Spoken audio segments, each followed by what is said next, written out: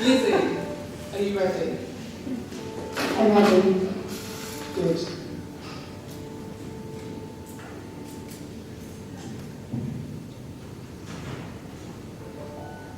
This is Gavin's foot. Take it and make sure that everyone can see, particularly the people at the back and the people coming in from toilet or cigarette breaks. So Lizzie's just going to make her way around your drawing. Please take your opportunity to have a look. Gavin's foot became separated from the rest of his body when he joined and subsequently left a programme of professional development and practice sharing workshops for people teaching art and design, people like you. The programme comprised of 6 sessions over the course of the year, during which participants, like Gavin here, shared their individual teaching practices whilst baking bread together and making casts of parts of their bodies out of plaster and going on walks together, whilst also discussing more widely the state of art education and its social, political and economic futures. Gavin came to the first 2 sessions and Gavin did really well. He contributed to group discussions and shared some really interesting ideas. But then, for reasons unknown, Gavin left and never returned.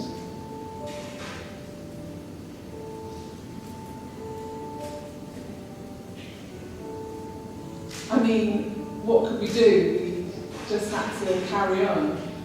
And one day when we were in the materials cupboard getting what we needed to run the next practice sharing workshop for people teaching art and design, people like you, we found amongst the PowerPoint presentations and the welcoming speeches, nestled within a pile of cheese sandwiches, it was Gavin's foot.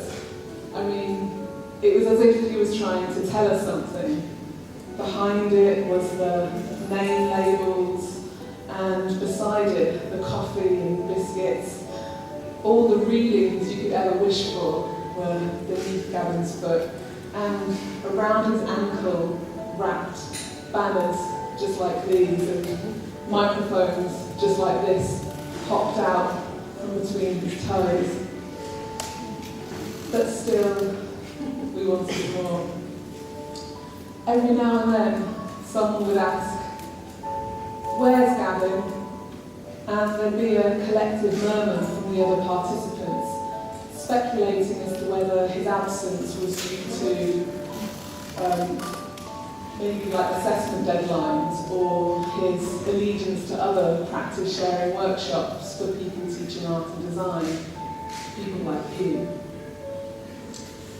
But today is our chance to get a little bit closer, to see if we can understand a little bit more what Gavin was feeling and why it had to be like this. So Lizzie, if you could just bring Gavin's foot up to the video altar here.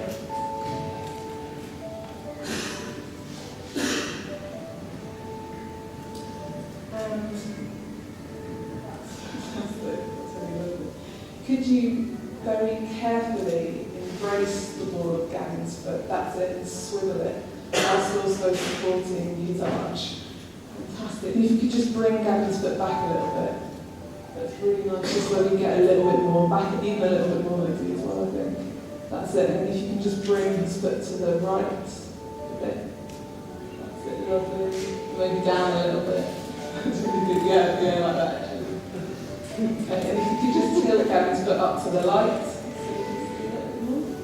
Okay. Great.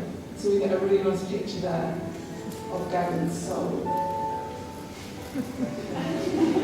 So, Lizzie, if you could now just very slowly and calmly Just move your fingers over the skin, Gavin's foot there.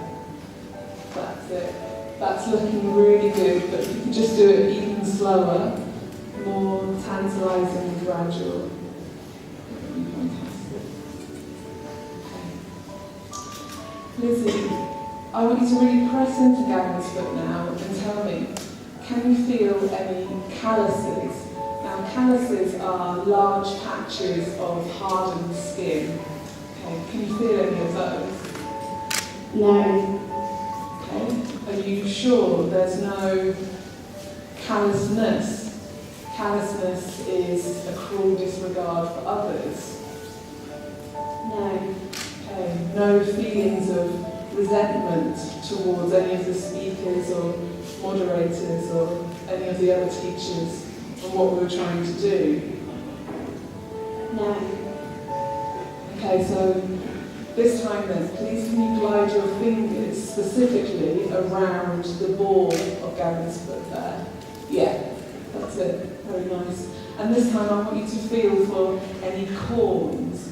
Corns are these hard, small plugs of skin that your body develops as a kind of defensive mechanism to protect the underlying tissue from maybe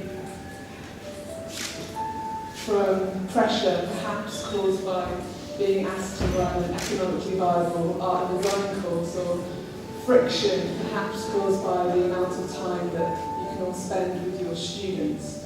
Do we have any of those pressure and friction related corns there, Lizzie? Yes. As you can see, they're up here on the screen. Thank you very much. Okay, interesting, thank you. And now, finally, please can you embrace the ball of Gavin's foot again, that's it. And if you just cup Gavin's heel and pivot Gavin's foot so that Gavin's foot is perfectly aligned, sorry, your hands are perfectly aligned with Gavin's foot there. And Lizzie, what I need you to do now, please, is just to close your eyes and to completely focus on the feeling of Gavin's foot in your hands there. And once you become one with Gavin's foot, I want you to feel whether there is any asymmetrical wearing. Can you feel an asymmetrical wearing of the soul? And erosion maybe caused by being let down by students, or the corrosive powers of potentially being let down by the institution itself that you're teaching in.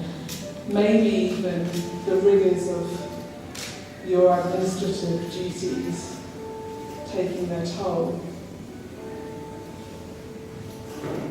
Lizzie, do you have anything to say? Can I make a suggestion? Yes, of course. Can I open my eyes? Yes.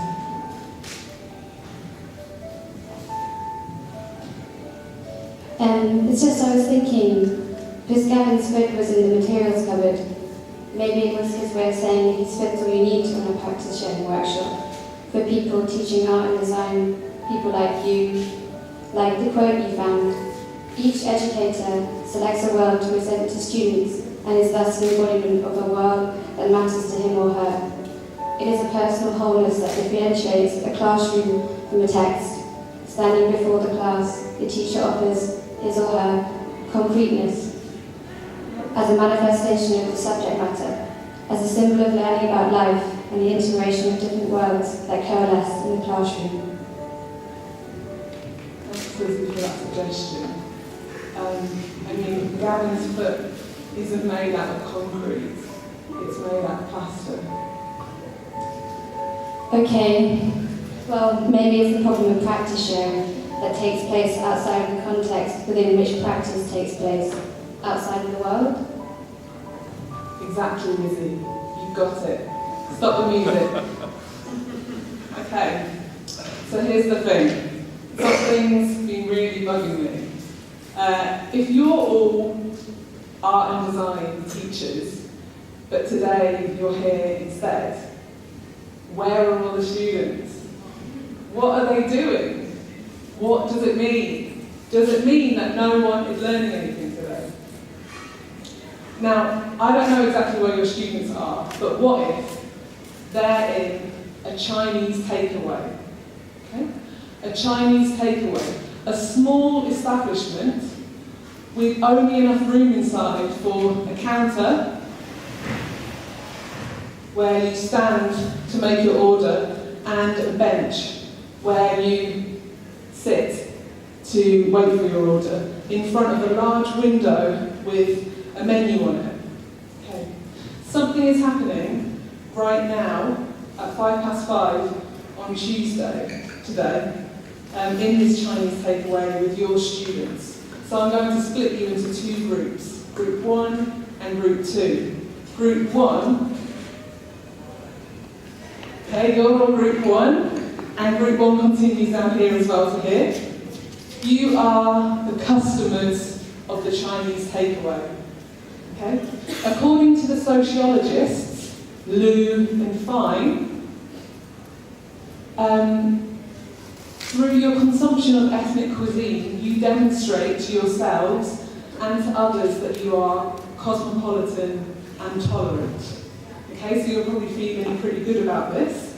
However, I understand that some of the customers here may feel like Uma Narayan, the philosophy professor and writer, that eating in such establishments feels pretty awful because of your awareness of the appropriation of cultural significance without regard for the people whose cuisine it is and the political, social and economic circumstances that they must live in as immigrants. And I'm sorry about that.